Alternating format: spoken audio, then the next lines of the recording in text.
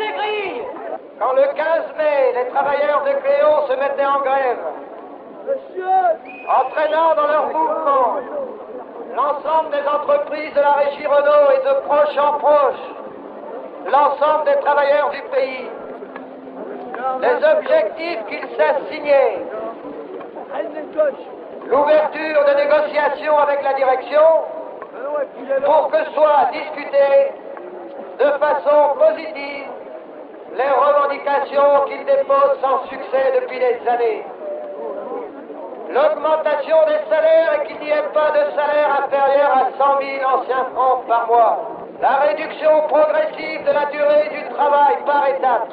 La possibilité pour les organisations syndicales de s'organiser dans l'entreprise.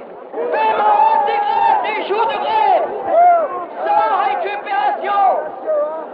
Parité des salaires, avec paye en cours. Un travail égal, salaire égal. Oui, messieurs de la direction, travail égal, salaire égal. Si vous voulez sauvegarder votre dignité, rentrez chez vous ou rejoignez les grévistes.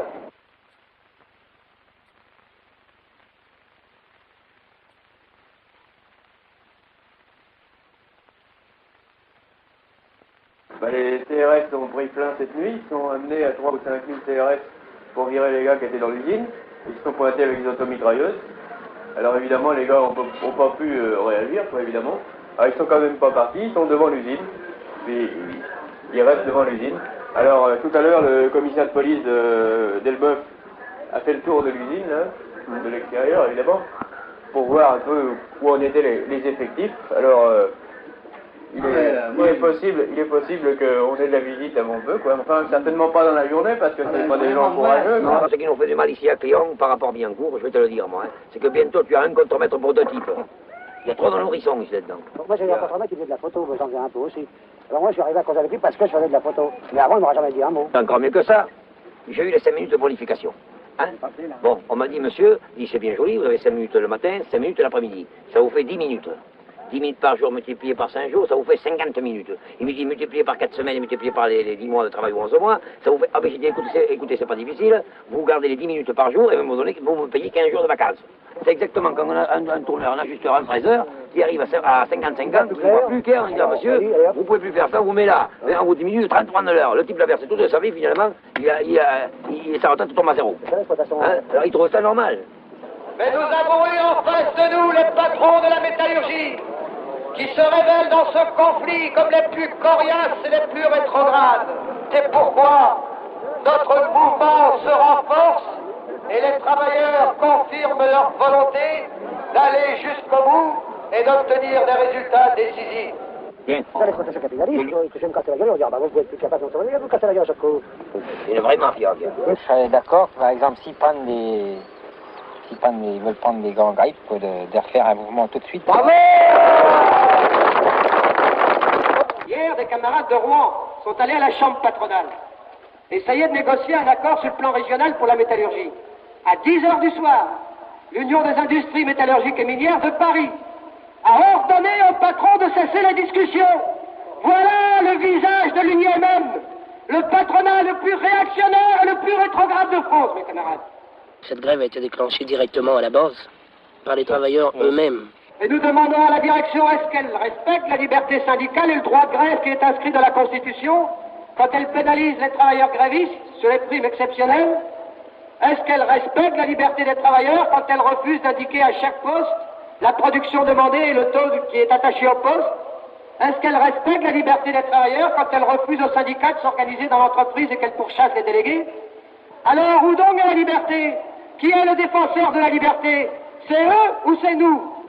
Ce n'est pas par esprit de haine que les travailleurs ont bloqué les portes palières de la direction, lesquelles étaient d'ailleurs fermées par l'intérieur et par les soins de la direction, avec un gardien à chaque porte. Depuis le premier jour, nous sommes en grève pour réclamer de meilleurs salaires, pour réclamer la réduction de la durée du travail, pour réclamer l'avancement de l'âge de la retraite et pour réclamer plus de liberté syndicale dans l'entreprise. les concessions faites par l'Union des industries métallurgiques et minières, syndicat patronal de la métallurgie, sont nettement insuffisantes et ridicules en face des exigences posées par les camarades grévistes. Alors à la régie Renault, eh ben ils sont dans le même sillage. La direction de la régie s'est mise dans le même sillage. Et ces arguments de liberté du travail, nous les avons repoussés. Car à la liberté du travail, nous opposons la liberté des travailleurs. La plupart des travailleurs pensent, et à juste raison, qu'une grève, pour être victorieuse, doit être payante. Or, un mouvement comme celui-ci ne peut être autrement que payant. En réalité, les véritables démocrates, ce sont les grévistes, et non ceux qui veulent nous donner la leçon, mes camarades. Jamais pour prendre ces décisions, le patron n'a fait appel à un vote secret des travailleurs. Alors pourquoi viendrait-il aujourd'hui nous parler d'un vote secret? En réalité, mes camarades, il s'agit là d'un piège et nous n'y tomberons pas. Il faut donc que les journées de grève, avant tout, soient reconnues et soient payées intégralement, sans récupération. On a dit que cette grève était une grève politique et on a cherché à dénaturer les objectifs que s'assignaient les organisations syndicales. Il est sûr que la conjonction du mouvement étudiant et de l'action du mouvement ouvrier ont conduit à un moment donné le gouvernement à un certain nombre de décisions politiques.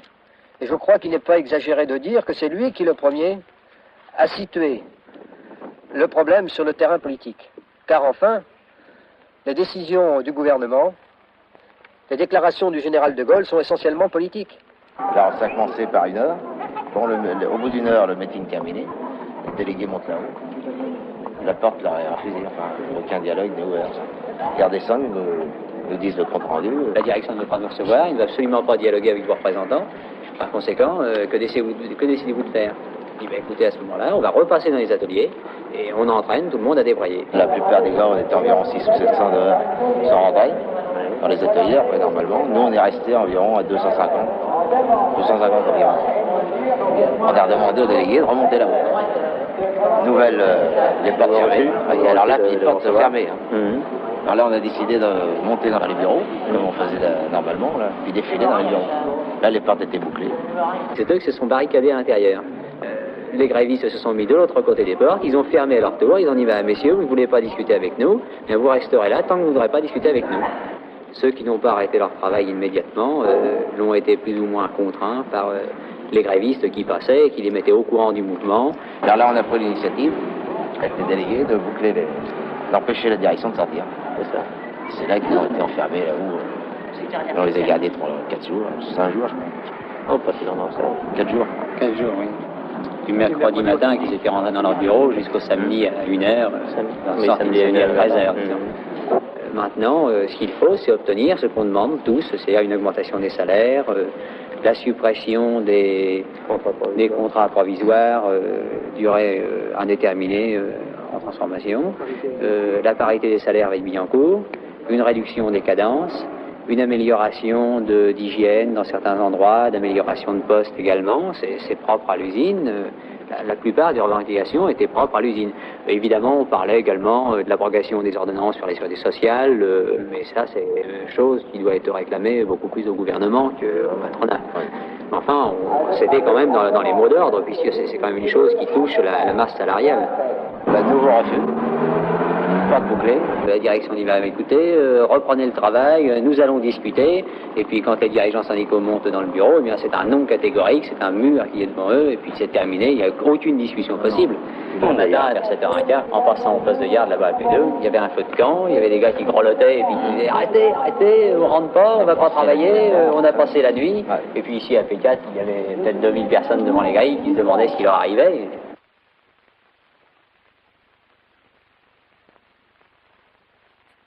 Alors, depuis le début des hostilités, au toit de l'usine, il existe 9 postes de garde, avec une moyenne de 20 gars par poste, c'est-à-dire depuis P4, P3, P1, le poste Est, Nord, Fonderie, Gaz.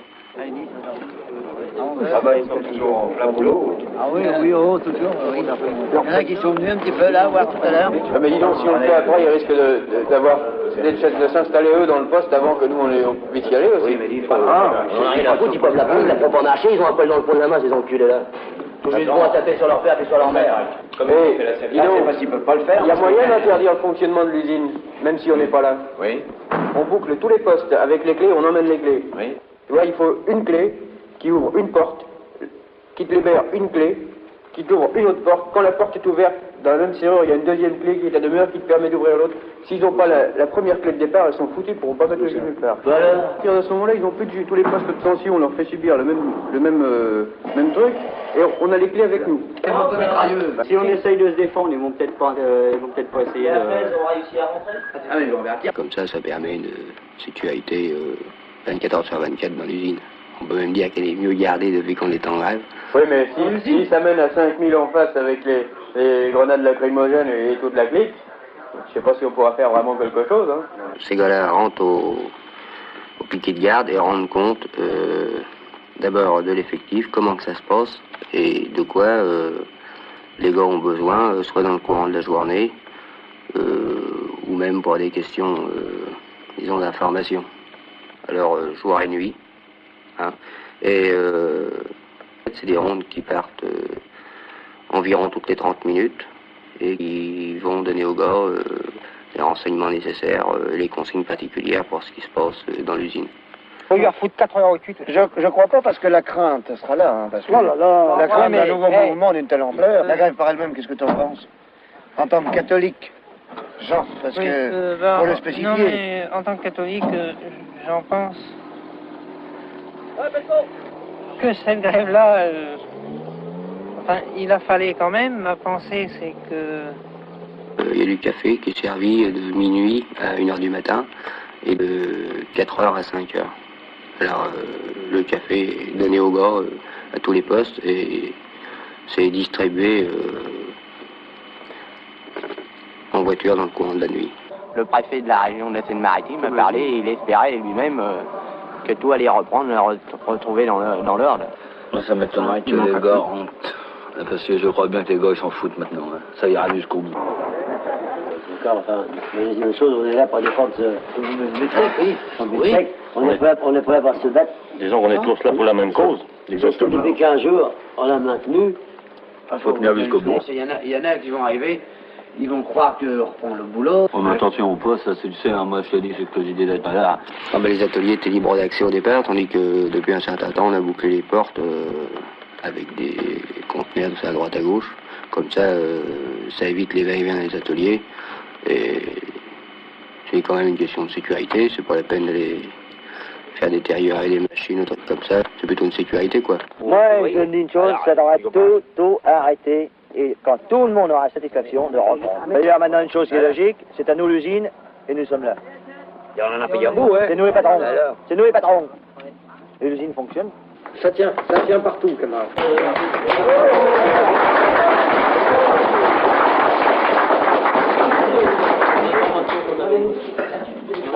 J'ai ma fille qui y travaille là. Ils ont balancé une femme avec un gosse dans les bras, le gosse est tombé par terre. C'est un autre qui l'a ramassé, puis ils ont passé sur les femmes après. Chez Arena, hein. Ah oui. Non, c'est juste, c'est la liberté du travail. Oui, c'est vrai. Bien, ce qui va se passer, c'est que les gars ils vont être énervés, et puis après, ça va faire la bagarre. C'est peut-être ça qu'ils veulent. Il y a des goudrons sur la gueule, il y a des sauts de goudron là, qui tombent pareil. Bande de salauds, ils se figurent peut-être qu'on a fait 3 semaines de grève, faut qu'ils viennent nous la saboter. Non, mais ils se foutent pas de nos gueules, non. Ils se figurent peut-être qu'on est là pour notre plaisir, non. Hein? Donc elle la rallonge tout de suite, puis demain on reprend le boulot, même tantôt, on a la faute. C'est ce qu'on attend d'ailleurs. Non mais il se figure qu'avec leurs 7% qu'ils nous ont donné, qu'on va reprendre le boulot. Alors, puis qui c'est qui en profite, c'est encore eux. En fin de matinée, c'est là qu'il était, c'était le problème. Ah oui, alors c'est pas... Oui, c'était bien, 11 heures peut-être, hein.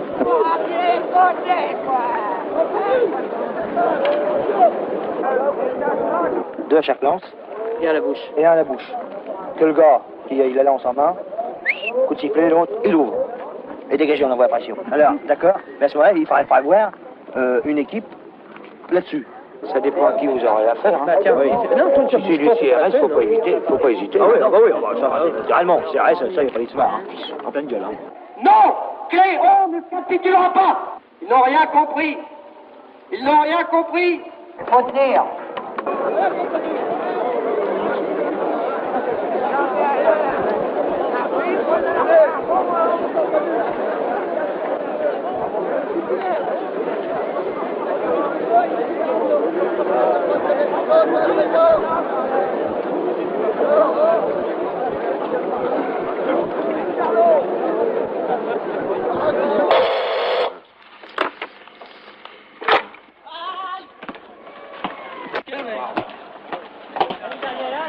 Allô, les travailleurs de l'usine sont informés qu'une conférence débat va se tenir entre deux écrivains, Hervé Bazin et André Steele.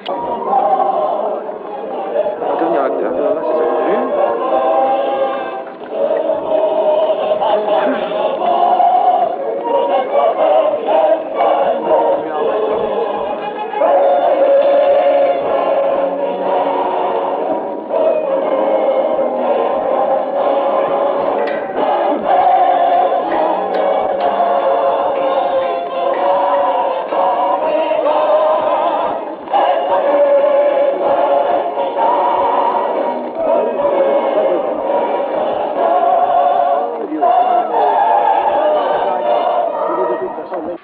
Quand on parle de culture devant certains cadres de l'usine, on a nettement l'impression que ces gens-là voient la culture comme étant qu'une culture de classe. Le patronat n'aurait pas admis que l'on fasse des conférences de ce genre.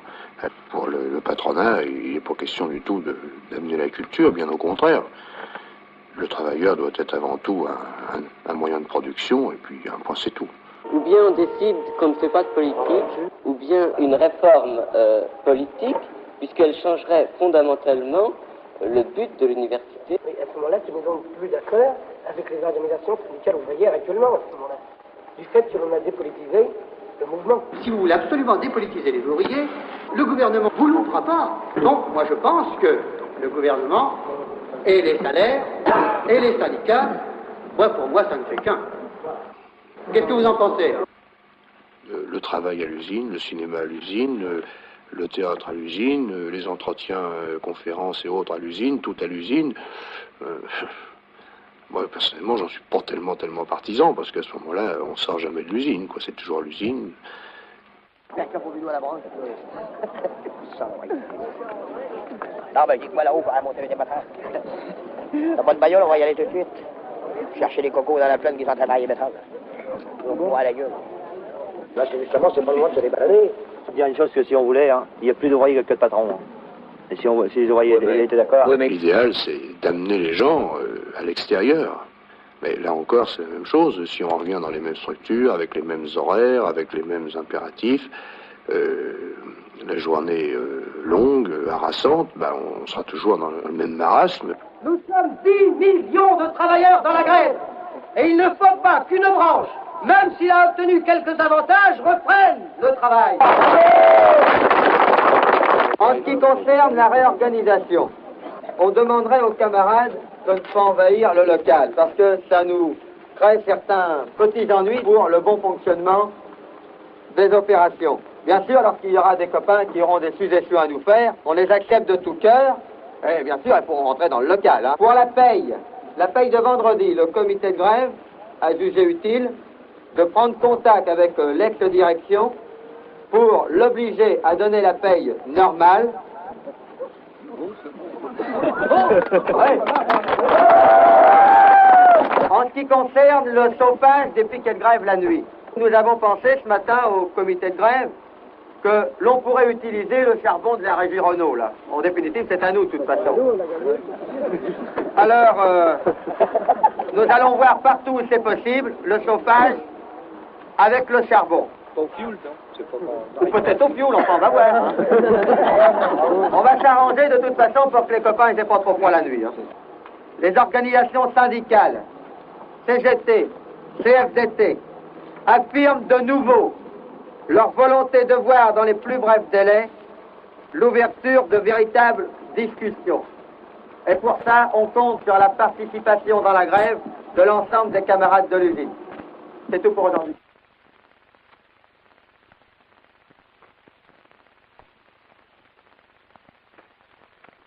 Il a fallu attendre plus de 2 semaines pour arriver à imposer un débat dans la rue. Enfin, dans la rue, quand je dis dans la rue, je veux dire dans la cour de l'usine.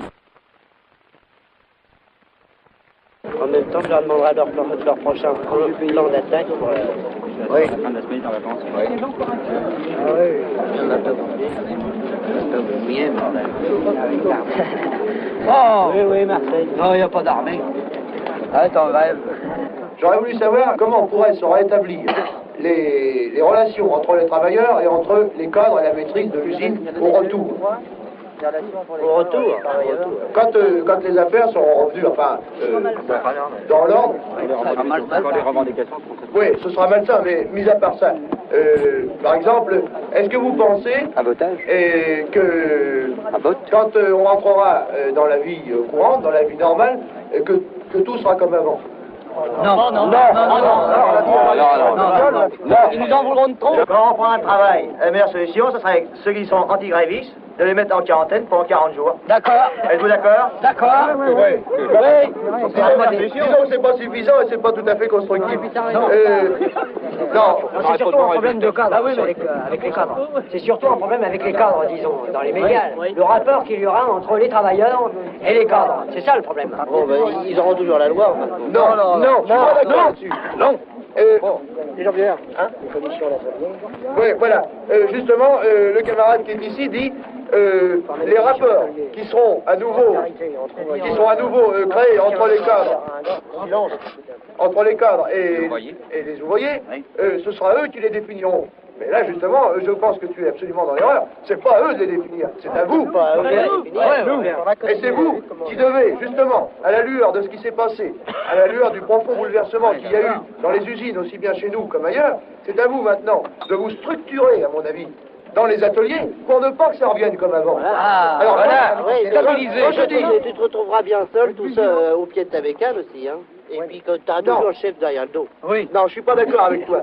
Si vous savez, à la rentrée, vous structurez dans les ateliers d'une façon vraiment sérieuse, c'est-à-dire, par exemple, moi j'ai un certain nombre de camarades qui sont ici et moi-même nous avons l'idée de comités d'ateliers. Comité d'ouvriers. Oui, d'accord. Parce qu'il y a des ateliers. Il y a beaucoup d'ateliers. Oui, c'est une très bonne idée, camarades, mais seulement toujours sous le contrôle des organisations syndicales. Évidemment, le gars qui ne sera pas mandaté, par exemple, ne pourra peut-être pas intervenir. Il pourra intervenir toujours auprès d'un chef d'atelier. Seulement, il est nécessaire que ce soit sous le contrôle des sections syndicales, par les organisations syndicales. Mais seulement, à mon avis, il doit y avoir des définitions plus précises qui vont être proposées aux travailleurs. Ça veut dire la chose suivante, c'est que, bon, c'est pas un mot comme ça, liberté syndicale, mais ça veut dire qu'il va y avoir des choses précises que les travailleurs devront exiger. À savoir, comme ça se passe à la papeterie de la Chapelle, le droit de discussion dans l'atelier, le droit de se réunir, le droit de diffuser une presse, le droit, par exemple, même d'afficher les taux de poste, pourquoi pas. C'est le moment d'afficher les taux de poste. C'est juste, d'afficher partout tel camarade, quelqu'un, il n'y a pas de honte à savoir que ici, ça, de façon que tout le monde soit informé, le droit de collectage, enfin, tout ceci, au niveau des idées, ça va être rassemblé et ça va être surtout discuté par les travailleurs. Parce qu'ils sont tous concernés. On ne veut surtout pas que ça soit plaqué d'en haut, mais que les gars apportent leurs propres idées. Bon, et à tout, il y aura un tri de fait et des discussions faites par la suite. Mais je pense que déjà, dès maintenant, on peut commencer à en discuter ensemble, on peut commencer à mettre des projets. Je pense que quand on va reprendre le travail, il va sûrement se produire une chose, c'est que les chefs d'atelier et les contremaîtres vont être permutés dans les autres ateliers. Et qu'on risque qu'ils nous prennent par la douceur et qu'ils influencent certains gars. Il faut absolument refuser que les chefs d'atelier changent d'atelier et les contremettent aussi. Il faut qu'ils restent dans leur atelier avec les gars qu'ils avaient au départ. D'accord, Oui, ça c'est juste. Ils changent trop souvent, n'oubliez pas que c'est parti par la base. Les femmes, c'est important. Bon, je suis d'accord qu'il faut appeler à renforcer les sections syndicales et en créer de nouvelles. Mais justement, tel que c'est parti le mouvement Radio-Péon, c'est que c'est parti sur un mouvement unitaire entre les deux syndicats qui existent. Et le commission d'atelier serait un peu le prolongement du comité de grève, c'est-à-dire un travail entre les deux syndicats, ce qui ne veut pas dire que les deux syndicats continueront à faire leur propre propagande, ça c'est absolument d'accord. Mais justement, les commissions d'atelier permettraient au niveau d'un atelier, au niveau du département, de faire quelque chose d'unitaire, de faire l'embryon de front syndical. Très bien. Oh, bon.